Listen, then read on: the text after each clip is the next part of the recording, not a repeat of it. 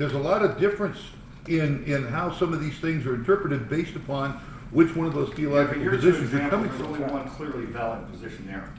What? No, I'm not saying that either one is valid. There only has to be one.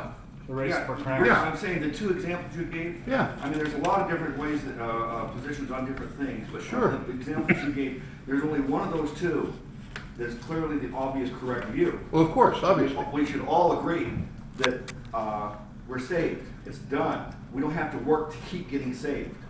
I hope we can all agree with that. Yeah, of course, works don't save us, but if we're truly saved, the works will be there. That's right. Yeah. Let's just take a minute and beat this horse again just a little bit. When I became a Christian, I wasn't the sharpest tack in the box. So I'm starting out slow reading this Bible and stuff. And so here you've got Luke. Now he's been studying this Bible for quite some time, and he's trying to be as precise as he possibly can.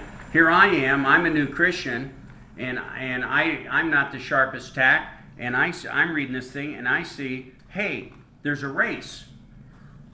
You know, I need to run this thing as if I'm in a race. I really need to try to be everything Jesus indicates here that I should be.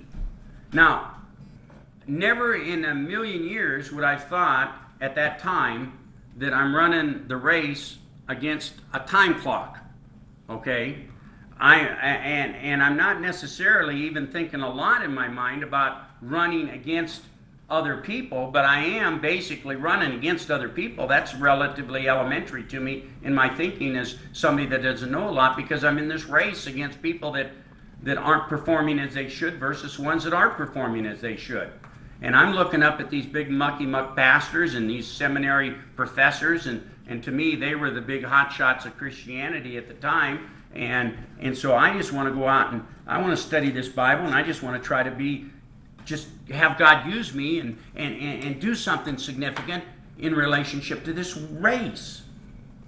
And I think that is the intent of the writer putting this kind of language in the Bible. That doesn't have to be here, but it's this kind of language that's put in for a reason. And what is the reason? Is because everybody in and around this time, I think they had the Olympics going at this time. Yeah, stuff like that. And they had competition, and so they used a lot of this competitive competition type language in the Bible here to communicate to people to try to really go for the gusto.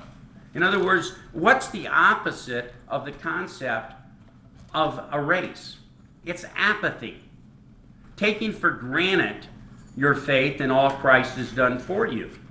And so what I'm saying is they incorporated this language into the Bible to give not so sharp attacks like me in the box the idea that I need to really take this stuff serious, because I need to really run this thing and really take it serious. Mm-hmm. It can be that simple of an equation, you know, within the guy's mind that's reading the Bible. Go ahead. Well, with that, you know, I see your point. I saw it in with the previous chapter. It's just he's giving you all these descriptions of people who went through all these amazing things. And man! The awards these Thank guys you, are Daniel. have. Thank you, Daniel. Like, wow. It's exactly. Thank you, Daniel. Encouragement. It's like, hey, look at that. You know, go for that. Go for more. Amen, Daniel. You know, that is the best argument that could be used. We just got through going through a whole chapter 11 that is raising up these individuals above others. For just, it doesn't actually talk about even their word. I mean, it's their faith. Faith, faith, faith. And it's God that sees it all. And so the point he's making over here earlier is the concept of you're into this works thing has to really be kind of tempered in as much as it would we want to say that when they marched around Jericho, that wasn't, in a sense, a form of works? Of course, I think we probably would. Or Abraham going up and offering Isaac wasn't a form of work. it may have been. But where the value was, from God's perspective, is not in the action, but the faith. Amen. You see? And so for me to go down there to the Bellagio and my feet are sore and aching, almost every time I go down there, after about 1 hour, my feet are actually aching like mad. And I'm going down there and I'm sitting there thinking to myself, why am I here with my feet aching so hard I can't even think about what I'm actually here for because of the pain that I'm in? I need to get one of those wheelchairs like Luke is what I'm thinking about. Wow. You know? But yet the counter for me is that I do this by faith. You know what we're going to do? We're going to name our group the Crippled Christians. Yeah, the crippled Christians. Yeah, I was Right. going to say, the Disabled Evangelists Association. Yeah. So I'm standing there saying to myself, I'm doing this by faith. I'm here by faith. And that's why I'm here. And so, but great point. I'm so highly impressed with you, Daniel, and your thinking ability over the last 6 months is just extraordinary. I've been taking a lot of ginkgo biloba. There you go. I don't know what that is. Fixing our eyes on Jesus. See, listen to this.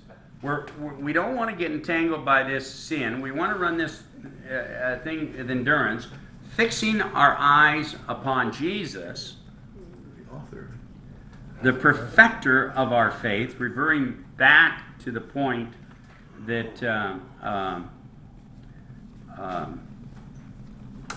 that Daniel made, and now, I mean, here we have the argument in what's your first name again?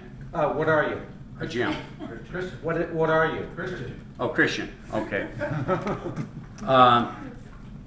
And What so, are we all? Okay, Christians. Okay, so again, we have this argument in James that says something to the effect, Bob, you can quote me correctly if you like. You show me your faith, I'll show you my works. You see, and my faith is personified by my works.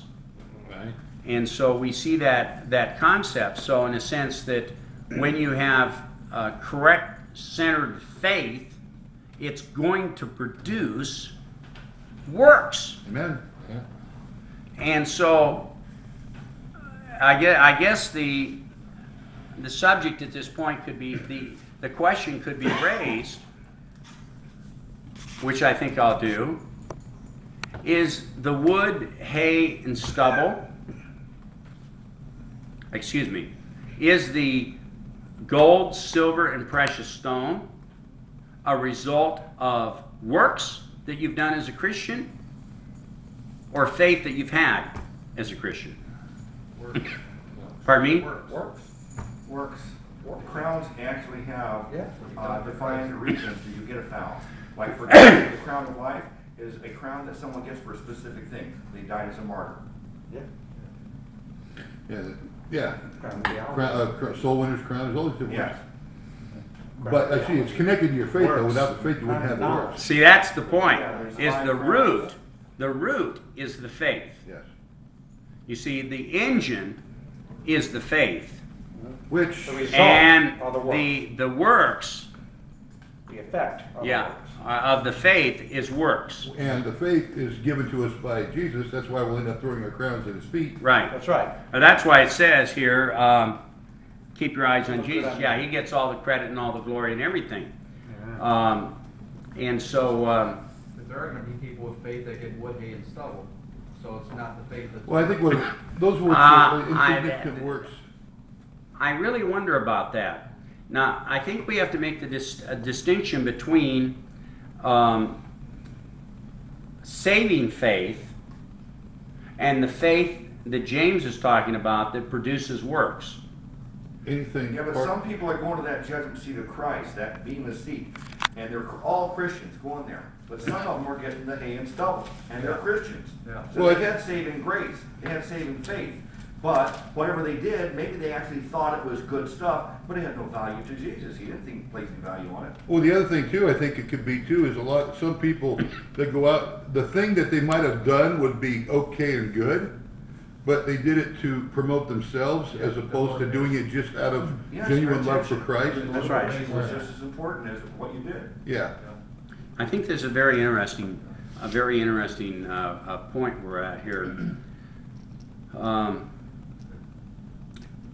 This concept of that Luke's introducing here, my tendency would think that it'd be the rudiment thing is faith, but now he's introducing the concept. These people, they had faith, they were Christians, they went to church, but they would have had some form of faith, but it was wood, hay, and stubble and burnt, and so that would put the value is on the actual work.